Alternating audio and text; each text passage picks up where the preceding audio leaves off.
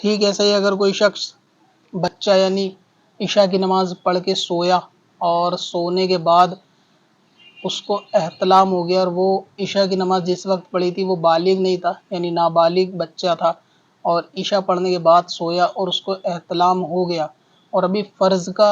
فجر کا وقت نہیں لگا، یا فجر سے پہلے وہ بندہ اٹھ گیا، اس کی آنکھ کھل گئی، تو اس کو عشاء کی نماز پھر سے پڑھنا ضروری ہوگا، یعنی جو نماز وہ عشاء کی پڑھ کے سویا تھا بالغ ہونے کے بعد اب اس کو وہ پھر سے پڑھنا ہوگا، کیونکہ اب اس پہ وہ نماز فرض ہو گئی، اور جو پہلے اس نے پڑھی تھی وہ اس پہ فرض نہیں تھی۔ لہٰذا یہ کہ مرتد ہونے کے بعد بندہ ایمان لائے، یا بالغ ہو جائے، اور نابالغی میں وہ نماز جو اس نے پڑھ لی تھی بالغ ہونے کے بعد اس کو وہ پھر سے پڑھنی ہوگی، تو ایسی نماز عشاء کے اندر سونے کے بعد اگر بندہ اٹھے گا احتلام کے ساتھ تو اس کو غسل کر کے نماز دوبارہ سے عشاء کی پڑھنی ہوگی۔ اب اپنی قضا عمری نمازوں کا حساب لگانا ہوا اور بھی آسان۔ وزٹ کریں qazakalculator.smswarsi.com پر، اور اس کیلکولیٹر سے اپنی تمام قضا نمازوں کا حساب منٹوں میں کریں اور ڈاؤن لوڈ بھی کریں۔